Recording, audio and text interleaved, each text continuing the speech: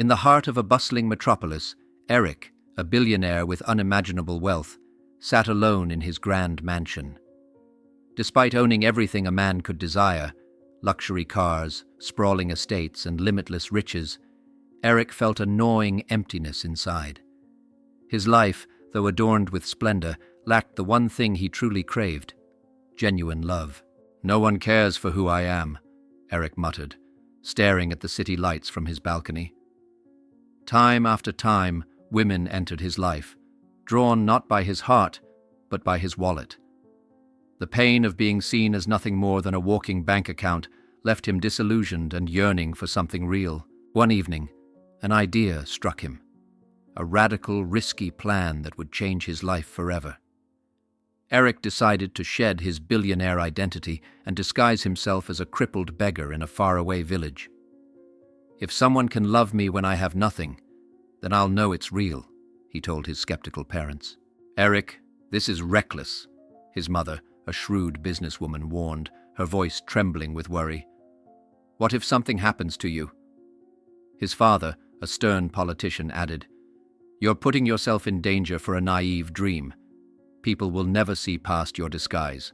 But Eric was resolute.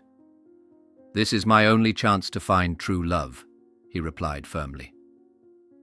Leaving behind his opulent life, Eric set out for a small, quiet village where no one would know his name. There, dressed in rags and bound to a wheelchair, he stationed himself on a humble street corner, extending his hand to passers-by. Days turned into weeks, and the isolation was unbearable. People avoided his gaze, quickening their pace as they passed. Just when Eric was beginning to lose hope, a young woman stopped in front of him, her kind eyes meeting his. "Are you all right?" she asked softly. That single moment marked the beginning of a story that would test the limits of love, deception, and forgiveness. The once bustling city streets, filled with the echoes of luxury and success, were now behind Eric as he stepped into a world that couldn't be more different from his own. Dressed in tattered clothes, his clean-shaven face now hidden under a scruffy beard, he wheeled himself to a quiet corner in a remote village. The wheelchair creaked with every movement, a stark contrast to the silent purr of the sports cars he used to drive. As he settled into his spot for the day, extending his hand for help, his mind raced with doubts. "What if this doesn't work? What if I find nothing but scorn?" he thought, his heart pounding in his chest. The city's anonymity had always been comforting, but here, in this small village, every stranger's gaze felt like a judgment. Day after day, Eric sat on the same corner, watching villagers pass by. Most didn't bother to look at him, and those who did only spared a fleeting glance before hurrying on. Hunger gnawed at his stomach, and for the first time in his life, he tasted the bitter flavor of rejection and invisibility. "I had everything," he whispered to himself one evening, staring at the sky painted with the soft glow of the setting sun. "And now, I am no one." Despite the hardships, Eric was determined. This was his test, a test to uncover the heart of humanity, to find love untainted by his wealth. His resolve kept him grounded, even as despair loomed large. It was on the 8th day, just as Eric was beginning to lose hope, that she appeared. A young woman in her early 20s with an air of quiet strength and an unmistakable kindness in her eyes. Her name was Destiny. She was returning home from the market, her small bag of groceries clutched tightly, when she noticed the man in the wheelchair. She paused, her gaze lingering. "Why is he sitting there all alone?" she thought, her heart softening. "Are you all right?" she asked, kneeling slightly to meet his eyes. Eric looked up, startled. It had been days since anyone had spoken to him. He quickly remembered his role and whispered, "Just trying to get by."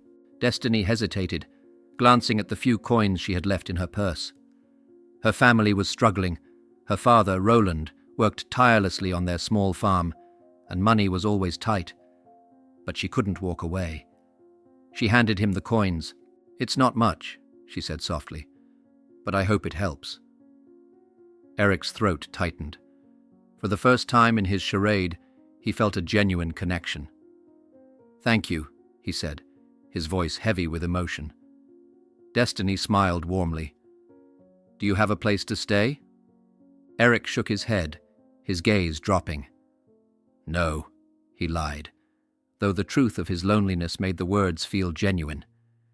Destiny bit her lip, conflicted. "I live with my father," she explained. "Our house is small, but I'll see what I can do." That evening, Destiny returned home and told her father about the man in the wheelchair. Roland listened carefully, his tired eyes filled with concern. "Destiny," he began, his tone measured. "We don't have much, but no one should be left to suffer. If you believe he needs help, bring him here." The next day, Destiny returned to the corner where Eric sat. "My father says you can't stay out here. Come with me," she offered, her voice firm but kind. Eric blinked, taken aback. "I don't know what to say," he stammered. "You don't need to say anything," she replied with a small smile. "Just let us help you." With Destiny's help, Eric made his way to their modest home. The warmth of their small dwelling wrapped around him like a comforting embrace. Roland greeted him with a firm handshake and a kind nod. "You're welcome here," he said simply. Eric was overwhelmed. They had so little, yet they opened their doors to him without hesitation. That night, as he lay on a thin mattress in a corner of the house, he stared at the ceiling, a single thought echoing in his mind. This is what real kindness feels like. For the first time in years, Eric fell asleep not as a billionaire, but as a man searching for love and meaning, and perhaps finally finding it. Eric quickly found himself adjusting to the humble life in Roland and Destiny's home. The house was small and simple, with creaky wooden floors and a single dim lamp that lit the living room. Yet, it felt warmer than his sprawling mansion ever had. Every morning, Roland would rise before dawn to tend to the farm. His hands, worn and calloused, worked tirelessly to ensure they had enough food on the table. Destiny assisted him, often returning with baskets of fresh vegetables and fruits. "You don't have to stay in that corner all day," Destiny told Eric one afternoon, her tone light but firm. "You can join me in the garden." Eric hesitated. "I don't want to burden you." "You're not a burden," she replied, her smile reassuring. "We all do our part here." Reluctantly, Eric agreed. He spent his days in the small garden, helping Destiny plant seeds or water the crops. He marveled at her resilience, how she seemed to find joy in the simplest things, even when her life was filled with challenges. "You're different," Eric said one evening as they sat under the shade of a tree, watching the sunset. Destiny tilted her head. "Different? How?" "You're kind," he replied softly. "Not many people would help a stranger the way you've helped me." Destiny smiled but didn't respond. She looked out at the horizon, her expression contemplative. "Kindness is free," she said finally. "It's the one thing we can always give, no matter how little we have." Her words struck a chord deep within Eric. He had spent his life surrounded by wealth but had never encountered someone with a heart as pure as hers. Days turned into weeks, and Eric grew closer to both Destiny and Roland. He shared meals with them, laughed at Roland's dry humor, and listened intently to Destiny's dreams of one day opening a small school for children in the village. But as the bond deepened, so did Eric's guilt. Every time Roland looked at him with genuine concern, every time Destiny handed him a bowl of soup with a kind smile, the lie he lived became heavier. One evening, Eric sat alone in the garden, lost in thought. The stars above seemed to mock him with their clarity, as his own life felt increasingly tangled. "You seem troubled," Roland's voice interrupted his thoughts. Eric glanced up, startled. "Just thinking," he replied hesitantly. Roland sat beside him, the weight of the day visible in his tired posture. "You can talk to me, son," he said kindly. "Sometimes sharing what's on your mind helps lighten the load." Eric opened his mouth to speak, but the words caught in his throat. How could he confess that he wasn't the helpless man they believed him to be? That he was a billionaire playing a cruel game to test people's sincerity? Instead, he forced a smile. "Thank you, Roland. I'll be all right." But Roland wasn't convinced. His instincts told him that Eric was hiding something, yet he chose not to press further. The next morning, Eric awoke to the sound of hushed voices. Curious, he wheeled himself to the kitchen, where Destiny and Roland were deep in conversation. "I'll sell the land," Roland was saying, his voice heavy with resolve. "Father, are you sure?" Destiny asked, her eyes filled with worry. "It's for a good cause," Roland replied. "If it means helping him, then it's worth it." Eric's heart sank as he realized they were talking about him. Over the weeks, he had mentioned needing surgery for his legs, a lie he had crafted to explain his presence. He never thought they would go so far as to sacrifice their most valuable possession for him. "Wait!" Eric interrupted, rolling into the room. "You can't sell your land for me." Roland turned to him, his expression calm but firm. "It's already decided. No one deserves to live in pain when we can do something about it." Tears welled up in Eric's eyes. "You don't understand. I'm not who you think I am." Destiny and Roland exchanged confused glances. "What do you mean?" Destiny asked cautiously. Eric took a deep breath, his voice trembling as he spoke. "I'm not a beggar. I'm not crippled. I'm a billionaire." The room fell silent, the weight of his confession hanging heavily in the air. Roland's face darkened with disbelief, while Destiny's expression shifted from confusion to anger. "You lied to us?" she demanded, her voice sharp. "I never meant to hurt you," Eric said quickly. "I just wanted to find someone who could love me for who I am, not for my money." "And you thought deceiving us was the way to do that?" Destiny shot back, her tone laced with hurt. "Do you know what we've sacrificed for you?" Roland stood quietly, his hands clenched into fists. "You let me sell my land for a lie," he said finally, his voice low but filled with pain. Eric's chest tightened. "I'll make it right. I'll give you everything back, more than you ever lost." "We didn't take you in because we wanted anything from you," Roland said, his gaze piercing. "We took you in because we believed you needed help. And now, all I see is betrayal." Destiny turned away, tears streaming down her face. "You should leave," she said softly, her voice breaking. "We trusted you, and you took advantage of that trust." Eric wanted to argue, to explain, but he knew there was nothing he could say to undo the damage. The family that had shown him unconditional kindness now looked at him with disappointment and hurt. As he wheeled himself out of the house, the weight of his actions pressed down on him like never before. The very thing he had sought, love untainted by his wealth, was now slipping through his fingers because of his own deceit. Eric had come to the village searching for truth, but he had only succeeded in shattering the lives of those who had shown him the purest form of it. Eric left Roland and Destiny's home with a heavy heart. He had destroyed their trust, the one thing he had desperately longed to find. As he wheeled himself down the village road, the realization of his failure gnawed at him. He had not only betrayed the kindest people he'd ever met, but had also ruined his own chance at genuine connection. Meanwhile, back in the city, Eric's absence hadn't gone unnoticed. His father, Richard, was fuming. "A billionaire playing beggar," he growled to his wife, pacing his study. "He's risking everything, our reputation, our future. He needs to come back and fulfill his obligations." Richard's ambitions were grand, tied intricately to Eric's marriage to the influential Chief Timothy's daughter. "If Eric doesn't return soon," Richard continued, slamming his fist on the desk, "everything I've worked for will fall apart." Despite his father's pressure, Eric wasn't ready to return to his old life. Instead, he sought to make amends. "I need to find a way to repay them," he thought, his determination growing. "Even if they never forgive me, I owe them that much." But fate had other plans. That evening, Richard sent his men to the village. They arrived at Roland's home, their intentions clear. "Your family meddled where you shouldn't have," one of them sneered. Without warning, they attacked Roland, leaving him bloodied and unconscious. When Destiny returned from the market, she found her father sprawled on the floor. "Papa!" she screamed, rushing to his side. Tears blurred her vision as neighbors gathered to help. Together they carried Roland to the hospital.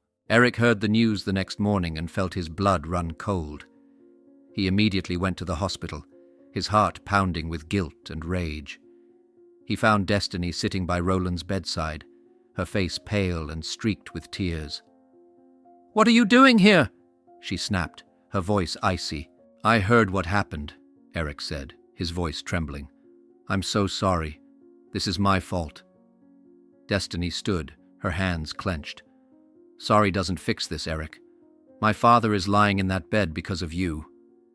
Eric's chest tightened. "I never wanted this," he said desperately. "I'll make it right. I promise." "Promises mean nothing now," Destiny replied, her voice breaking. "You've done enough damage. Just leave us alone." Eric turned to Roland, whose face was bruised but calm despite the circumstances. "I will protect your family," Eric vowed. "No one will hurt you again." Roland, weak but resolute, nodded slightly. "Make sure you do," he whispered hoarsely. Eric left the hospital and headed straight back to the city, his emotions boiling over. He burst into his father's study, slamming the door open. "Richard!" Eric shouted, his voice shaking with fury. His father looked up, startled. "Eric, where have you been?" Eric stormed across the room, slamming his hands on the desk. "How could you? You sent your men to hurt an innocent man, a man who took me in when I was at my lowest." Richard leaned back in his chair, his expression hardening. "You brought this on yourself," he said coldly. "Your little stunt jeopardized everything. I had to take action." "Take action," Eric roared. "You nearly killed someone. Is that what you call protecting our reputation?" "This is about survival," Richard replied sharply. "You don't understand what it takes to keep our family's legacy intact." Eric pulled out a gun from his jacket, his hand steady despite the storm raging inside him. He pointed it directly at his father. Richard's eyes widened in shock. "Eric, what are you doing?" "If Roland dies," Eric said, his voice eerily calm, "you'll pay for it. I won't let you destroy the people I care about just because of your greed." "You've lost your mind!" Richard exclaimed, his voice tinged with fear. "Maybe," Eric said, his gaze unwavering. "But I won't let you hurt them again. This ends now." Richard stared at his son, the weight of his actions finally sinking in. I didn't mean for it to go this far," he stammered. "I'll fix it, Eric. I'll call my men off. I swear." Eric lowered the gun slowly, but his voice remained firm. "If you break your promise, I won't hesitate next time." Richard nodded, his face pale. For the first time, he saw the depth of his son's conviction and the extent of the damage his ambition had caused. Eric returned to the hospital, exhausted but resolute. He found Destiny and Roland in the same place he had left them. "I've taken care of it," Eric said quietly. "You're safe now." Destiny didn't look at him, her expression guarded. "We'll see," she said simply. Eric sat beside her, his head in his hands. "I'll spend the rest of my life making this right if I have to," he said. "I just hope one day you'll believe me." For now, the wounds were too fresh, the betrayal too deep. But Eric knew that redemption wouldn't come easily. It would have to be earned, one step at a time. The days following the confrontation were tense, but Eric remained steadfast in his resolve to make amends. He ensured Roland received the best care in the hospital, sparing no expense. Eric's father, Richard, kept his word and called off his men, but the damage was already done. One evening, as Eric sat in the hospital corridor, Destiny approached him. Her arms were crossed, her expression wary but less cold than before. "Why are you still here?" she asked, her voice steady but tinged with exhaustion. "Because I owe your family everything," Eric replied, standing to face her. "You saved me when you thought I had nothing. I can't walk away knowing I've caused so much pain." Destiny's eyes softened for a moment, but she quickly looked away. "You can't buy forgiveness, Eric." "I'm not trying to," he said earnestly. "I just want to help. Even if you never forgive me, I'll make sure you and your father are taken care of." Destiny studied him for a long moment, as if searching for the sincerity in his words. "We'll see," she said finally. before walking back to her father's room. Roland, though still weak, was recovering steadily. When Eric entered his room the next morning, Roland gave him a small nod. "I hear you've been helping Destiny," Roland said, his voice low but firm. "Why?" "Because I owe you more than I can ever repay," Eric said, his voice heavy with regret. "You and Destiny showed me a kindness I never deserved. I just want to make things right." Roland sighed, his eyes filled with a mixture of weariness and wisdom. "Kindness isn't about repayment, Eric. It's about doing what's right, no matter the cost. But if you're serious about making things right, you need to prove it. Not with money, but with your actions."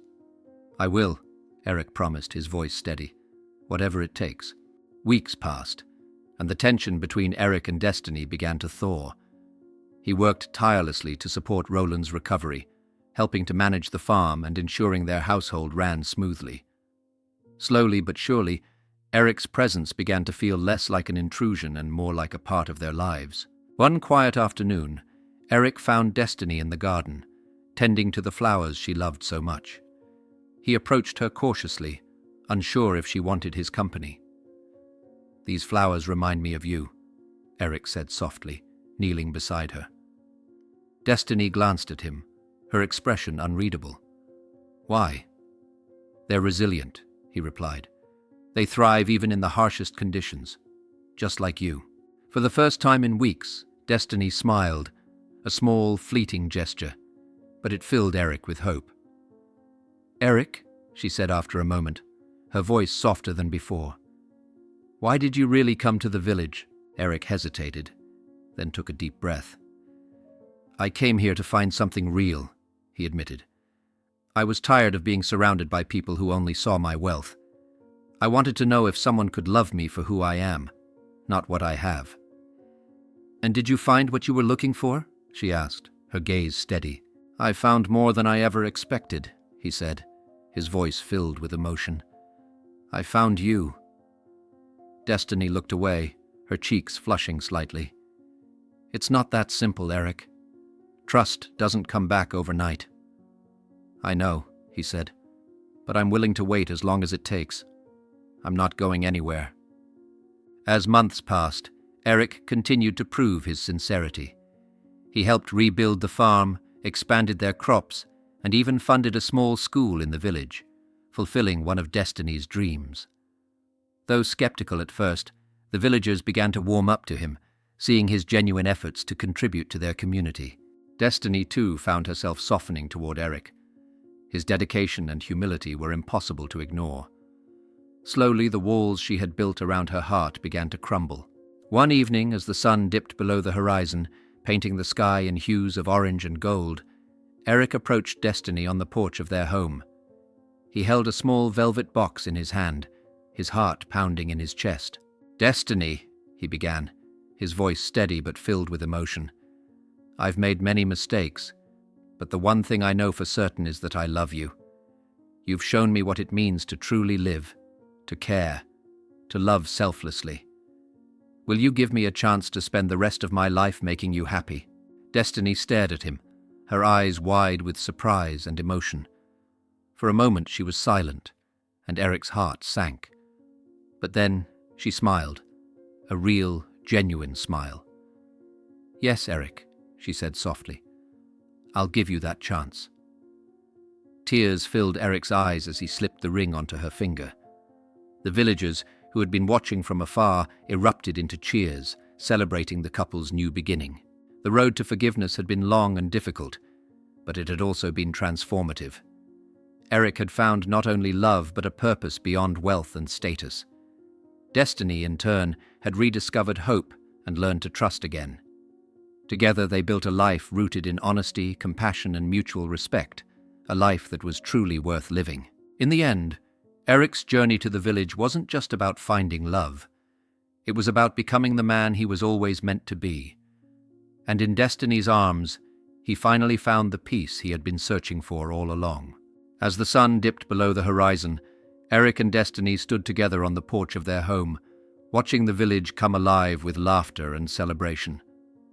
The sound of children playing nearby filled the air, a testament to the school they had built together. "Do you ever regret leaving your old life?" Destiny asked, her voice soft but curious.